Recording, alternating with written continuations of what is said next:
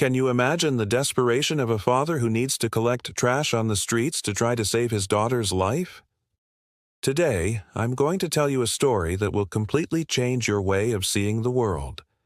A man, covered in dirt, rummaging through garbage day and night, without rest, while his 6-year-old daughter fought against a rare cancer that required a treatment costing $3 million. When I saw this scene, something inside me broke. What happened next will leave you speechless. Stay until the end to discover how a simple moment of compassion transformed 2 lives forever. This is one of the most impressive stories I've ever shared on this channel. Before continuing with this incredible story, I want you to access the first pinned comment or the description of this video to get your copy of the ebook, The Secret of the Rich: 7 Steps to Financial Abundance. This special guide will completely transform your vision of money and success, teaching you how to evolve spiritually and achieve your physical, mental, and financial goals.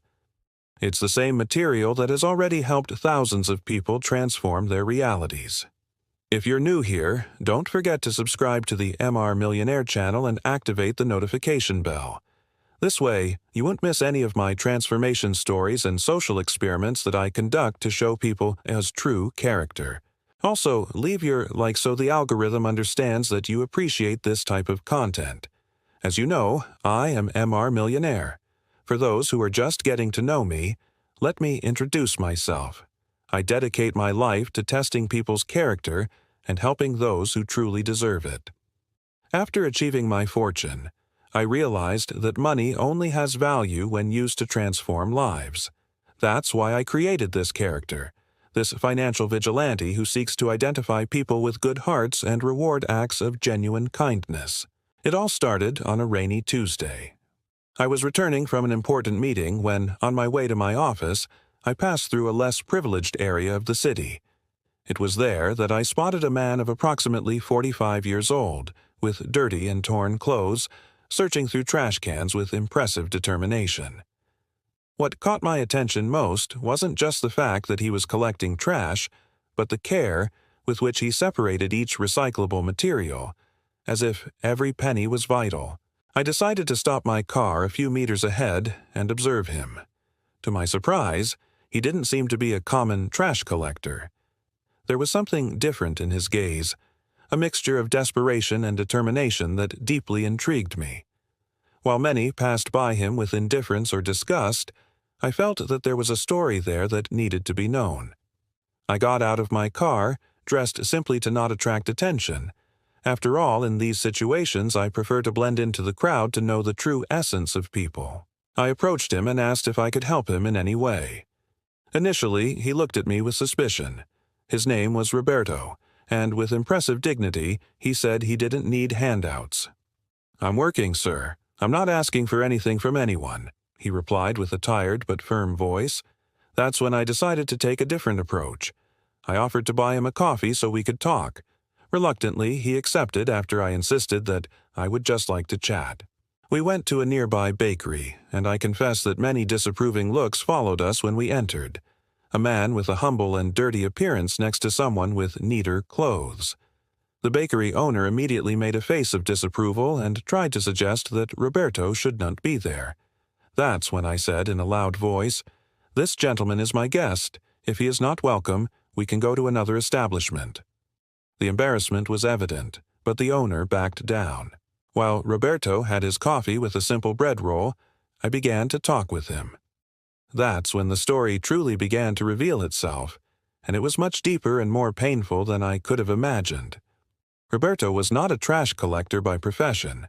Until 6 months ago, he worked as a nursing technician at a city hospital. He had a simple but dignified life with his wife Marina and his daughter Laura, just 6 years old. The family lived in a small rented house, but they never lacked the essentials. Everything changed when Laura began to show strange symptoms. Intense headaches, frequent vomiting, and a fatigue that wasn't normal for such an energetic child. After several tests, the devastating diagnosis came.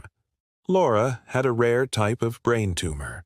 The treatment available in the public health system was limited, and the doctors were sincere in saying that the chances of success were small. However, there was hope. An experimental treatment in the United States that had shown promising results for cases like Laura's. The problem? The cost. $3 million, including surgery, medications, and the stay during the recovery period. How could a nursing technician get $3 million?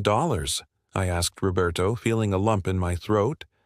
Roberto then told me that he sold his car, pawned all the family's valuable possessions, and took out loans from banks. The community where they lived organized raffles and charity events. His wife Marina started selling cakes and sweets to supplement their income. But all of this was like trying to empty the ocean with a bucket. That's when Roberto made a drastic decision. He took unpaid leave from the hospital and began collecting recyclable materials from the streets of the city. Days and nights, without rest, trying to increase, even minimally, the amount they could gather for his daughter's treatment. With each bottle I collect, with each piece of paper I find, I see my Laura's smile. "That's what keeps me going," he said with tear-filled eyes. Upon hearing this story, I felt something break inside me. As a father, I can imagine the desperation of seeing a child suffering and not being able to do anything. Roberto's determination to fight, even when the odds were minimal, touched me deeply. We're getting to the most impactful part of this story, but first I want to remind you that you can transform your financial and spiritual life today. In the description of this video, or in the pinned comment, you'll find access to the ebook, The Secret of the Rich, 7 Steps to Financial Abundance. This exclusive material will show you how to align your energies to attract prosperity and abundance, exactly as I did in my journey of personal transformation. After hearing Roberto's complete story, I asked how much they had managed to gather so far for Laura's treatment. With a mixture of pride and frustration, he told me that in 6 months of continuous effort, the family had accumulated approximately $50,000. An impressive amount for their conditions, but still very far from the $3 million needed. Time was running out. According to the doctors, Laura would have at most 3 more months before the tumor became completely inoperable. It was a race against the clock that seemed impossible to win. I decided then to accompany Roberto during an entire day of work. I wanted to understand his routine, his effort, his dedication. He would wake up at 4 in the morning, have a simple coffee prepared by Marina, and go out to the streets even before sunrise. He would go through commercial areas, collecting recyclable material and meticulously separating each type into different bags. At the end of the day, around 9 at night, he would take everything to a recycling center, where he would receive some change for the collected material. On a good day, he would get around 50 rays, an amount that went directly to the Laura Fund, as they called it. After work, Roberto would stop by the hospital to see his daughter, who had recently been admitted due to the worsening of her condition. Even exhausted, he found strength to smile and tell animated stories to Laura, never letting his desperation or tiredness show through. It was during one of these visits that I was able to meet Laura, a sweet girl with bright eyes despite the disease that was consuming her small body. She was lying in a bed at the public hospital, with various devices connected to her.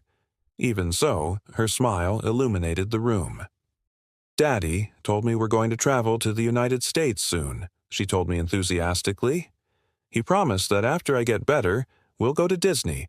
Roberto's look at that moment was one of pure pain, the pain of someone who makes a promise they fear they cannot keep. That night, I couldn't sleep. The image of Laura, full of hope, contrasted with the brutal reality of the numbers. $3 million, an amount that for many is just a number, but for that family represented the difference between life and death. That's when I made my decision. Folks, if you've been following this story so far and feel touched as I felt, show your support by clicking the like button and sharing this video.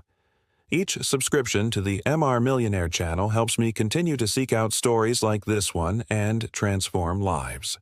Also, activate the bell to be notified about upcoming videos and social experiments I conduct. The next morning, I went to Roberto's house. It was a simple residence in a peripheral neighborhood of the city, Marina received me with the natural distrust of someone who has already faced many difficulties. Roberto had gone out for another day of collection. I explained to her who I really was. Mr. Millionaire, a businessman who decided to use his fortune to help people who truly deserve it, who demonstrate character and determination even in the most adverse situations. Initially, she didn't believe it. And who would? A stranger appearing at your door, claiming to be a millionaire who wants to help. I showed her some evidence of my work, previous videos, and reports about my actions. Gradually, disbelief gave way to timid hope. I want to pay for Laura's treatment in full, I told her. The $3 million, the trip, the stay, everything. And, more than that, I want to offer Roberto a job in my company, with a fair salary and dignified conditions. Marina broke down in tears. She couldn't believe what she was hearing. She asked me to sit down and told me more about the family, about how Roberto had always been an honest and hard-working man who never asked for anything from anyone and always made a point of achieving everything through his own hard work. We then arranged to surprise Roberto. Marina called him, asking him to return home because there was an emergency. About 30 minutes later, he arrived running, out of breath and worried. When he saw me sitting in the living room with Marina, his expression was one of confusion. It was then that I formally introduced myself as Mr. Millionaire and explained the reason for my visit. Roberto, during these days that I've observed you and learned your story, I saw something that is rare these days. Dignity, unconditional love, and an unshakable determination. You didn't give up on your daughter even when all the numbers were against you. For that reason, I've decided that I will fully fund Laura's treatment in the United States. Roberto was paralyzed. He couldn't speak, just trembled while tears ran down his face, marked by the sun and hard work. Besides that, I continued, I want to offer you a job in my company. We need people with your character and dedication. You will have a fair salary, health insurance for the whole family, and flexible hours so you can accompany Laura's treatment. That's when Roberto finally managed to speak between sobs. Why? Why would you do this for us? You hardly know us. I looked into his eyes and said the phrase that I carry as my life motto. True wealth is in who you are when nobody is watching. I saw who you are, Roberto. I saw your dignity when you were collecting trash to save your daughter. I saw your love when you told stories to her in the hospital, hiding your own tiredness. I saw your integrity when you refused handouts, preferring to work even in the most difficult conditions. That's why I'm here today. A week later, we were all at the airport. Laura, Roberto, and Marina boarding for the United States, where the girl would undergo the experimental treatment. Little Laura, even weakened, had a glimmer of hope in her eyes that was contagious. All arrangements had been made. The hospital in the U.S. was prepared to receive her. A comfortable house near the medical center had been rented for the family, and all expenses were covered. 3 months passed. I received constant updates on Laura's condition. The treatment was difficult with severe side effects, but she was responding well. The American doctors were optimistic. 6 months after the start of treatment, the news came that we all were waiting for. The tumor had significantly decreased, and Laura was responding better than expected. The prognosis, once grim, was now for complete recovery. When the family returned to Brazil, Laura was transformed. Her hair was starting to grow back, her cheeks had gained color, and her smile now no longer carried the shadow of disease. Roberto began to work in my company as a logistics supervisor, an area where his organizational experience as a collector proved surprisingly valuable. In a short time, he stood out, bringing innovative ideas and demonstrating exemplary work ethics. The family's story spread, and they decided to create a foundation to help other children with the same diagnosis as Laura. With my initial financial support and the determination of Roberto and Marina, the Laura Foundation has already managed to send 2 other children for treatment in the United States. Today, a year after our first meeting, Laura is a healthy child who has returned to school and regained the childhood that was almost taken from her. Roberto has become one of the most respected employees in the company, and Marina coordinates the foundation, giving hope to other families facing the same desperation they knew. This story teaches us something precious. Sometimes the greatest wealth is hidden in the most unlikely places. Roberto, a man who collected trash on the streets, possessed the greatest wealth of all, a pure heart and an unshakable determination. This story that I just shared with you goes far beyond a simple act of charity. I want to take a few minutes for us to reflect together on the deeper layers it represents for our society and for each of us as individuals. When we look at Roberto, what do we really see? Many would pass by him on the street and see only a dirty man, a trash collector, someone on the margins of society. And that's exactly where our first lesson lies. Appearance never reveals a person's true essence. Roberto wasn't just a man collecting trash. He was a desperate father, a tireless warrior, a man who, even when life gave him every reason to give up, chose to fight. How many of us would have that same strength in the face of such a devastating scenario? Our society has the cruel habit of judging people by their appearance, profession, or social status. We pass by people every day without really seeing them, without ever asking ourselves what stories they carry, what battles they are facing. And it is precisely this superficial look that prevents us from recognizing the true wealth that exists in every human being. Think for a moment. How many Robertos did you cross paths with today? How many extraordinary stories of resilience, love, and sacrifice went unnoticed because we didn't take the trouble to look beyond the obvious? What motivated me to create Mr. Millionaire wasn't just the desire to financially help those in need. It was the need to expose this uncomfortable truth.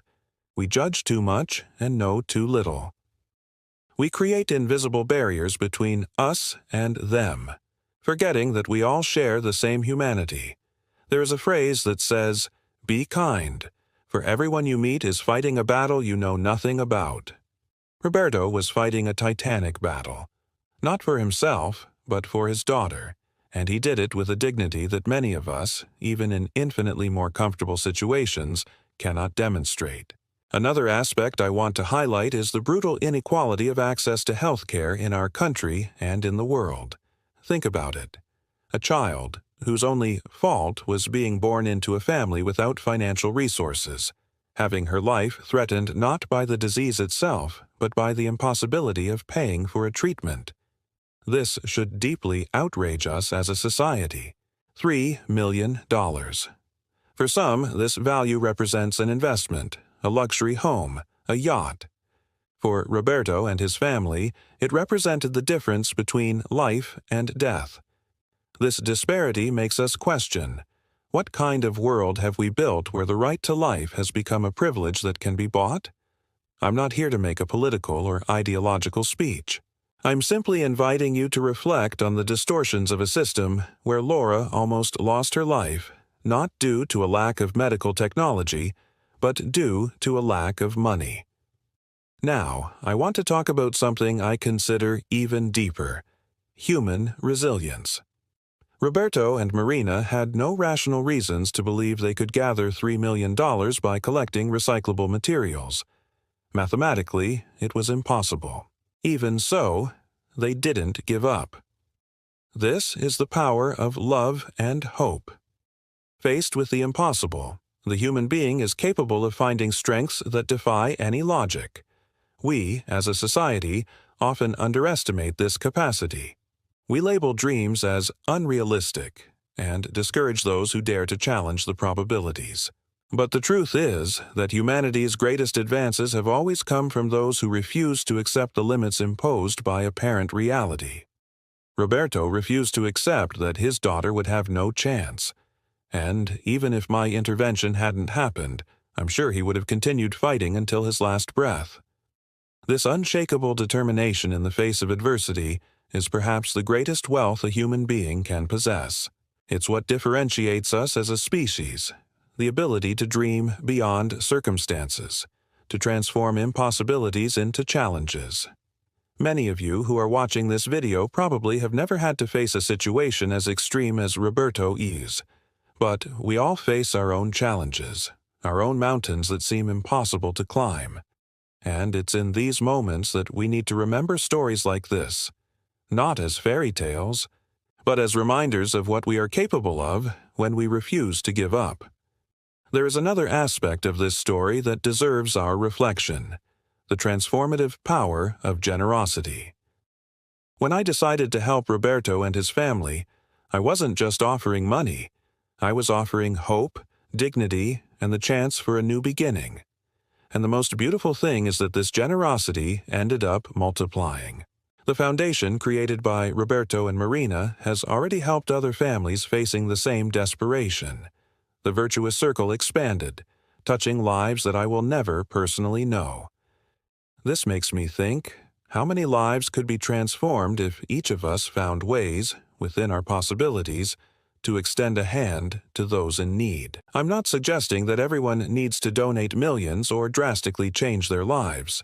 Sometimes, small acts of kindness can trigger profound changes. An attentive look, a sincere conversation, an opportunity offered at the right moment. These seemingly simple actions can mean everything to someone who is struggling to keep hope alive. We live in an era of exacerbated individualism, where we are constantly encouraged to focus on our own success, on our own happiness.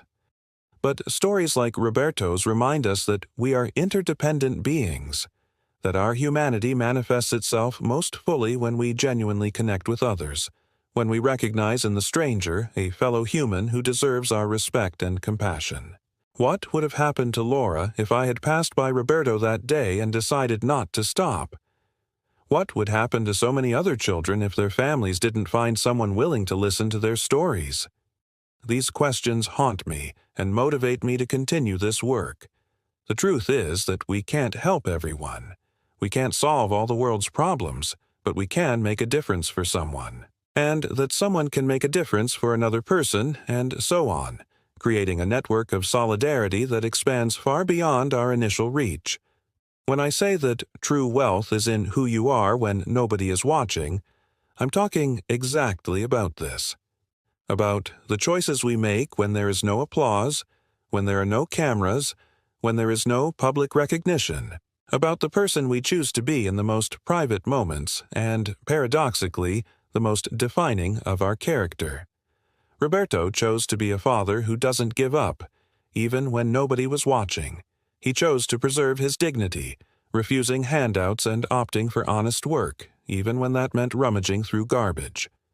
He chose to keep hope alive for his daughter, even when the numbers said it was futile. This is the true wealth that we should all seek. Not in the zeros in the bank account, not in the cars in the garage, not in the brand-name clothes or expensive watches that define your value as a human being. What really matters, what truly defines who you are the choices you make when nobody is looking. True wealth is in who you are when nobody is watching. This is more than a catchphrase. It's a philosophy of life that, if adopted, can transform not only your individual reality, but the entire society. We are together on this transformation journey. You, me, Roberto, Laura, and so many other people that we will still meet and help. This is just the beginning. Until the next video, where once again we will test human character and prove that there is still kindness in this world. Mr. Millionaire says goodbye, but the mission continues. With you by my side.